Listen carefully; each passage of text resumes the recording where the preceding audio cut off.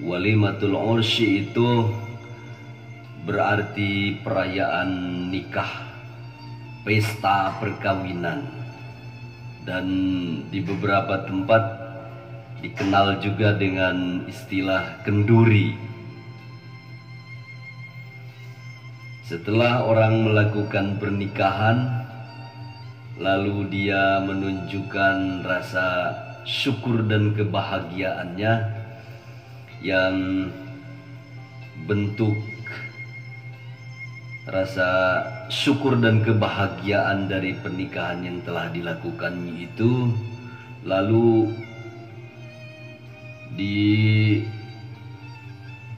dilakukanlah perayaan. Nah, perayaan pernikahan atau pesta perkawinan, atau juga disebut kenduri itu, inilah yang dimaksudkan dengan walimatul ursy. Apa urgensi dari walimatul ursy ini sehingga syariat memberikan panduan dan menjadikannya sebagai bagian tak terpisahkan dari amaliyah syariah berkenaan dengan fiqhul munakahah? Diketahui bahwa urgensi dari walimatul ursy atau pesta perkawinan dan kenduri sebagai perayaan nikah itu,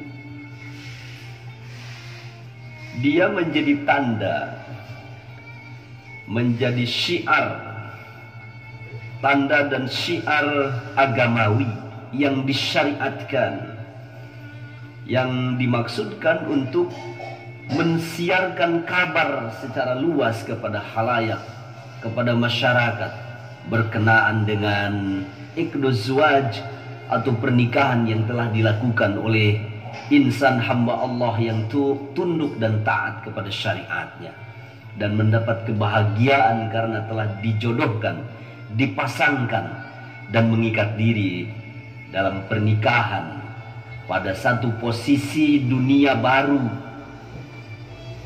pintu untuk fase kehidupan yang berbeda dari sebelumnya, yaitu hidup membujang.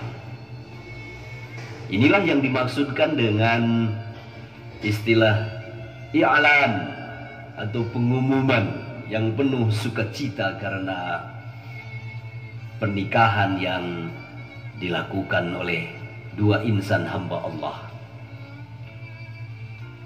Inilah yang menjadi urgensi dari kenapa walimatul ursy itu ada dan menjadi tradisi sebagai hentakan pelaksanaan syariah, hentakan pelaksanaan ibadah kepada Dia yang Maha Kuasa, Allah Rabbul A'la.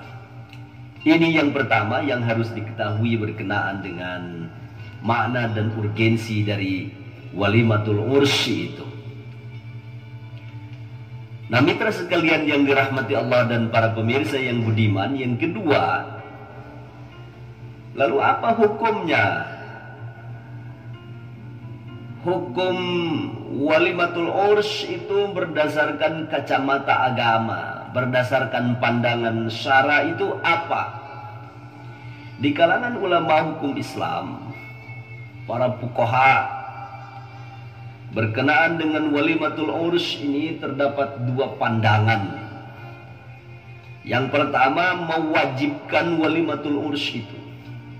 Jadi tatkala dua insan hamba Allah melangsungkan pernikahan, maka dia wajib untuk melakukan walimah, melakukan pesta atau kenduri, perayaan nikah yang baru saja dia lakukan. Harus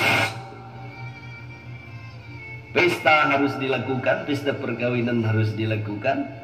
Dan pandangan yang kedua di kalangan ulama ahli hukum Islam memberikan pandangan hukum bahwa walimah atau pesta terkait dengan perkawinan atau pernikahan yang baru saja dilakukan itu hukumnya adalah sunnat. Mana saja yang mau diambil, dua-duanya memiliki landasan dan rujukan yang kuat dan bisa diacu oleh kita terkait dengan walimah untuk nikah atau perayaan dan pesta serta kenduri pernikahan. Yang paling populer kenduri atau pesta itu di dalam hukum syara ada dua yang populer. Yang pertama adalah nikah, yang kedua khitan. Dua-duanya ada walimahnya, ada pestanya, ada kendurinya sebagai tanda syukur. Tetapi tentu saja dalam rangka itu tidak diperkenankan berlebihan dan atau membuat kemudaratan karena pesta dan kenduri yang dilakukan sebagai perayaan dari amaliyah ibadah. Nah mitra sekalian, jadi ketahuilah bahwa memang di dalam perbincangan hukum itu terdapat dua persepsi hukum berkenaan dengan ketetapan hukum walimah atau perayaan dan pesta pernikahan itu. Yang pertama mewajibkan, yang kedua mensunnatkan walimah itu dilakukan. Lalu apa dalilnya sampai ada pendapat syariah yang mewajibkan dan mensunnatkan kenduri atau pesta perkawinan atau perayaan pernikahan itu? Yang pertama cantolannya merujuk kepada Al-Quranul Karim, surah Ad-Duha ayat 11, bahwa terhadap nikmat yang telah Allah berikan, nikmat dan karunia yang telah Allah berikan, maka engkau harus merayakannya, engkau harus menceritakannya, engkau harus menyebutnya, engkau harus mengingatnya. Wa amma bi ni'mati rabbika fahaddits. Kenapa? Karena pernikahan itu adalah sebuah nikmat dan karunia dari sisi Allah yang diberikan kepada hambanya, sehingga hambanya ini berbahagia dan berlimpah kasih serta sayang dari sisi Allah. Cintanya dilembagakan dan pintu-pintu rizki serta kebahagiaan dibukakan karena pernikahan itu. Karena itu pastinya dia harus bersyukur dan berterima kasih atas limpahan karunia dan nikmat yang tak terperikan ini. Betapa bahagianya orang ketika dia memasuki mahligai rumah tangga, ketika dia bertemu dengan pasangannya dan diikat oleh kalimah Allah, dihalalkan untuk bersatu dan kemudian membangun mahligai rumah tangga menjadi unit dari masyarakat untuk mewujudkan cita-cita dan harapan masa depannya. Ini sebuah nikmat dari sisinya yang besar. Oleh karena itu terhadap nikmat ini maka diperintahkan untuk menceritakannya, untuk mensyukurinya, untuk menyebutnya. Yang kedua, mitra sekalian, cantolan dalil syar'inya adalah hadis Rasulullah Shallallahu Alaihi Wasallam yang diriwayatkan oleh Imam Bukhari dan Imam Muslim, yang hadis ini disabdakan baginda Rasul ketika salah seorang sahabatnya yang termasyhur yaitu Abdurrahman bin Auf melakukan pernikahan. Kata baginda kepada Abdurrahman bin Auf ini, "Aulim walau bisyatin." Rayakanlah pernikahanmu, lakukan pesta atas pernikahanmu, walaupun hanya dengan memotong seekor kambing. Jadi coba bayangkan, baginda Rasulullah Shallallahu Alaihi Wasallam memberikan panduan dan memberikan arahan karena nikmat yang besar dari sisi Allah terhadap sahabatnya itu, Lalu sahabatnya disuruh untuk bersyukur dan berbahagia karena dia telah bisa melangsungkan pernikahan sebagai karunia dari sisi Allah, sehingga rayakanlah, kata baginda Rasulullah sallallahu alaihi wasallam.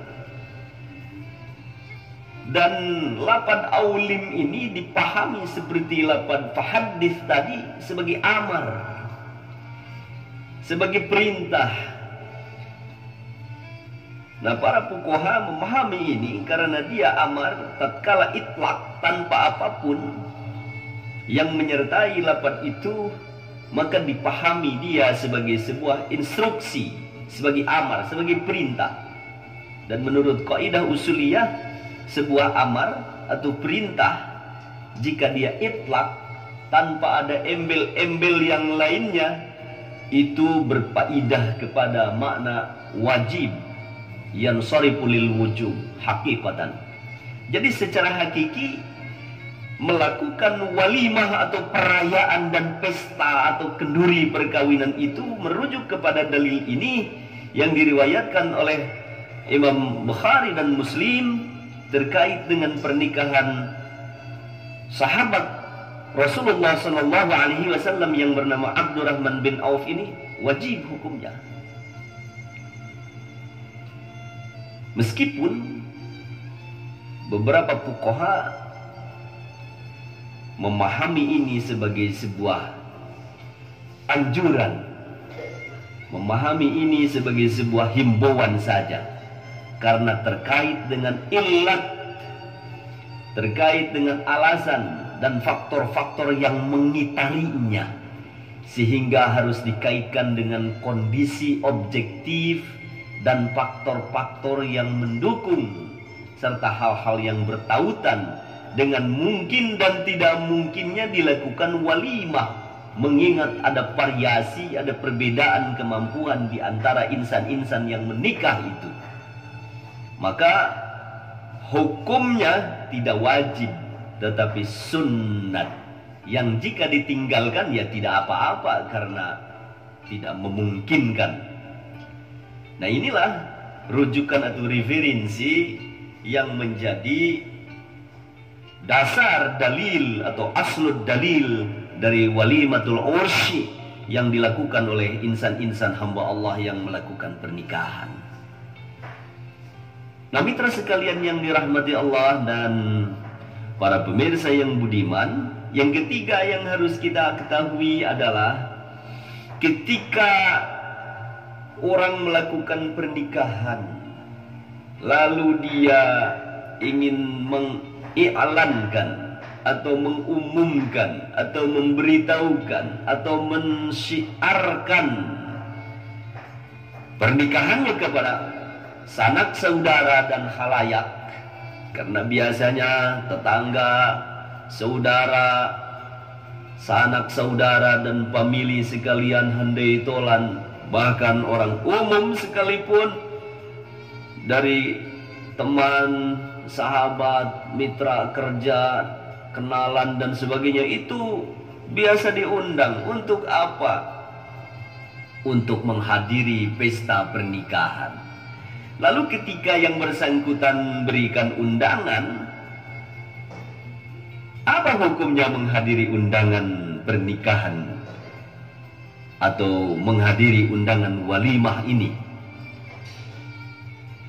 Hukum Islam memberikan konstatasi, memberikan penetapan hukum bahwa terkait dengan undangan yang dilakukan oleh dua insan hamba Allah yang hendak bersyukur atau melakukan walimah nikah itu, atau dari pihak wali dan keluarganya, wajib hukumnya untuk menghadiri undangan itu. Jadi sanak saudara, handai tolan, tetangga, teman, kerabat, karib dan sebagainya yang diundang oleh yang bersangkutan wajib untuk memenuhi undangan itu, hadir dan memberikan doa restu. Dalil wajibnya hadir bila diundang ini, tetapi dengan satu qaid atau dengan catatan, Wajib hadir itu manakala diundang. Jika tidak diundang oleh sahibul hajat, ya tidak ada kewajiban untuk itu. Dalil atau argumentasi kewajiban hadir untuk memenuhi undangan ini merujuk kepada hadis yang diriwayatkan juga oleh Imam Bukhari dan Imam Muslim. Idza du'iya ahadukum ila walimatin falyatiha, kata baginda Rasulullah sallallahu alaihi wasallam. Apabila seseorang di antara kalian diundang untuk menghadiri walimah oleh siapapun yang menyelenggarakan perayaan nikah, pesta perkawinan, kenduri atau walimatul ursi itu, dan mitra sekalian ini, falyatiha, maka hendaklah dia memenuhi undangan walimah itu. Maka hendaklah dia datang, hadir, dan bahkan memberikan doa restu. Semakin banyak yang hadir semakin bagus, karena akan semakin meriah. Dan juga nilai tambahnya pasti akan bertambah berkah karena banyak doa. Oleh karena itu, ini menjadi catatan penting bahwa bila mana kita diundang wajib hadir, dan bila mana tidak diundang ya tidak wajib hadir. Nah, mitra sekalian, yang terakhir yang harus diketahui oleh kita, nomor 4, berkenaan dengan hikmatut tasri dari walimatun nikah atau walimatul ursi ini. Apa gerangan hikmahnya? Hikmah dari disyariatkannya walimatul ursi ini dan dipandang sebagai bagian tak terpisahkan dari kegiatan syukur atas nikmat Allah, karena dilangsungkannya pernikahan itu sekurang-kurangnya bisa diketahui dua hikmatut tasri yang utama. Yang pertama, mitra sekalian, hikmatut tasrinya adalah perlunya pelembagaan rasa syukur dan melembagakan syukur ini di tengah-tengah kehidupan masyarakat. Karena semakin banyak kita bersyukur kepada Allah atas karunia yang telah Dia berikan kepada kita, maka nikmat Allah itu akan terus bertambah dan bertumbuh. Dia berikan kepada siapapun yang bersyukur. Setiap nikmat harus disyukuri, dan setiap karunia dari sisinya tentu saja harus kita terima dan harus kita ungkapkan sebagai sebuah kebahagiaan kepada teman-teman, kepada saudara, kepada karib kerabat, dan kemudian dikembalikan kepada Allah sebagai wujud dari seorang hamba yang penuh syukur, penuh terima kasih kepada Dia yang telah memberikan nikmat itu. Jadi intinya adalah pelembagaan rasa terima kasih dan syukur atas segala karunia yang telah Allah berikan, termasuk nikmat untuk nikah itu. Hikmatut tasri yang kedua yang utama, mitra sekalian dan para pemirsa yang budiman, adalah dalam rangka hifduddin, menjaga agama. Atau ulama memberikan istilah lain dengan sebutan hirzun nasli. Hirzun nasli ini berarti membentengi keturunan.